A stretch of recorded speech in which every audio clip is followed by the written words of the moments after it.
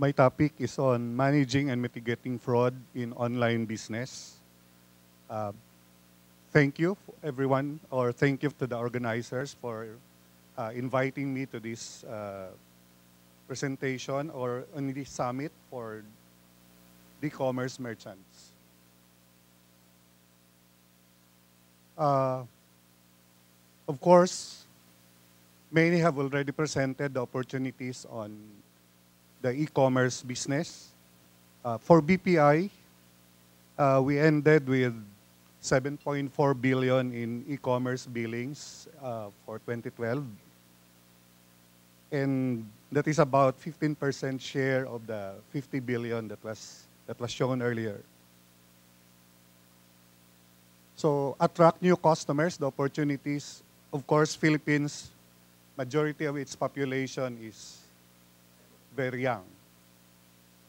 Secondly, we claim to be the texting capital of the world, in which case our customers can easily be transformed, or it could be easily translated into the digital world.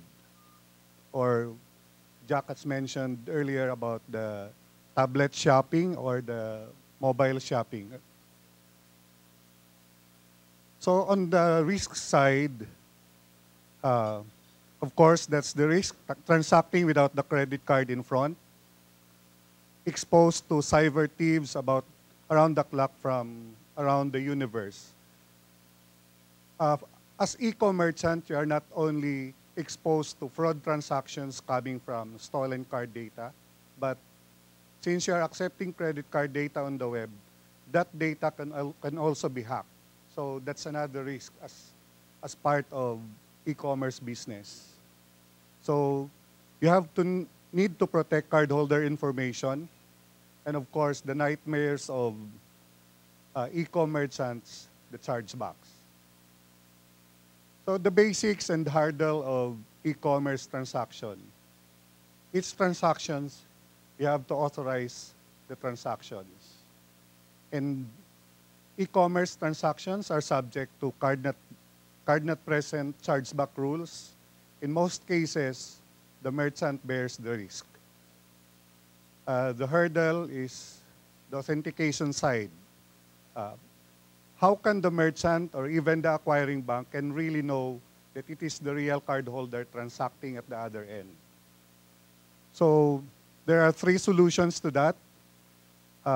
You have to validate the CVC2 or the CVV2, or you have to migrate to the secure code or the verified by Visa, or cardholder authentication on the part of the issuing side.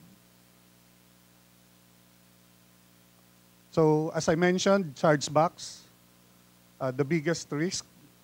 So at the moment that chargeback is being claimed or it is being addressed to the merchant, in most cases, the acquiring bank will send it off to the merchant, in which case the merchant will bear the risk. The reasons for chargeback: processing error, authorization problem, inaccurate or incomplete transaction information. Fourth is fraud. Customer disputes the transaction. So for fraud, for card not present fraud, it is about 23% of the total industry's fraud for the card not present. Or that is about 90 plus million for the industry. About 70 to 80% of that is coming from e-com merchants. 20% of those could be considered as domestic fraud. The rest are happening outside of the Philippines. So how to mitigate e-commerce risk? So as I mentioned during the panel discussion earlier, you have to, from startup and setting up your web facility correctly, as mentioned earlier, you have to disclose, full disclosure of the product, full disclosure of the services, full disclosure with respect to disputes, etc. My topic is on the third item, focus on fraud prevention and risk mitigation. So there are three tenets on fraud and risk mitigation. The first one is on prevention side. So we have the authentication tools. So the merchant should create a website that would subscribe to the secure code of MasterCard or the verified by Visa. CVC2 or CVV2 validation. So business practices enforce proper customer registration, card citing during delivery of goods. Of course, you have more experience on this, but these are considered as best practices. Use of user ID and password with barred access if errors occur within 3 tries. Use of positive list as reference, like for example, your repeat customers. Enforce shipping controls, including a minimum period for the delivery of goods. Rush delivery is considered also as high-risk transaction. So the next is detection. There are available solutions in the market, system-based fraud detection system. Also, you have to employ negative database check. If the cards have been used fraudulently, you don't have to repeat any transaction coming from that same card number. Employ velocity checking, not only from the same card number, but also coming from same IP address. Employ transaction scoring. So there are solutions, fraud monitoring solutions in the market available today that scores every transaction coming in. So the higher the score, it has the higher propensity that the transactions will be fraudulent. Employ IP address check.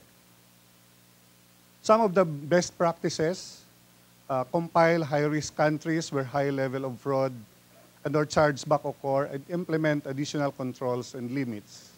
Like, for example, cards issued abroad being used here in the Philippines, and the delivery of the goods is also here in the Philippines. If that pattern, as you have observed, is considered as fraudulent, you have to compile those high-risk transactions and based on your analytics, those kind of transactions should not be approved anymore. Correlate the card issuing country to the address provided by the customer.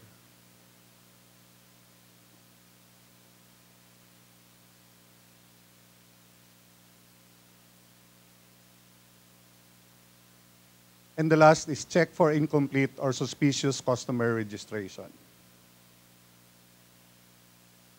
The last in the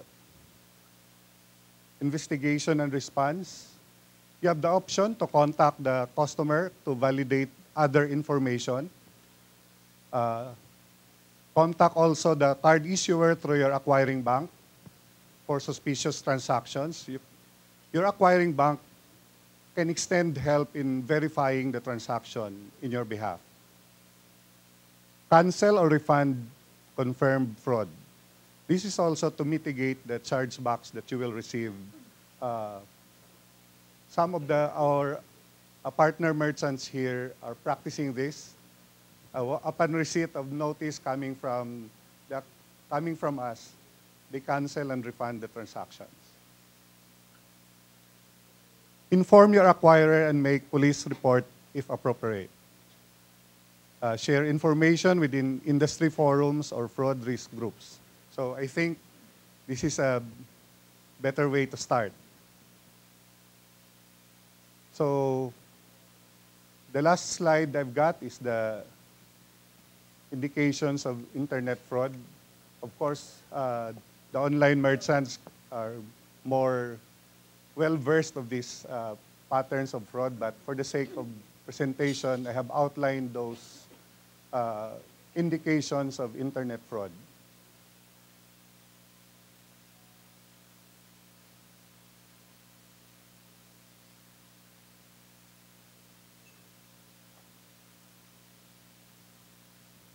So thank you very much. And if you have other questions, I will entertain during the panel discussion.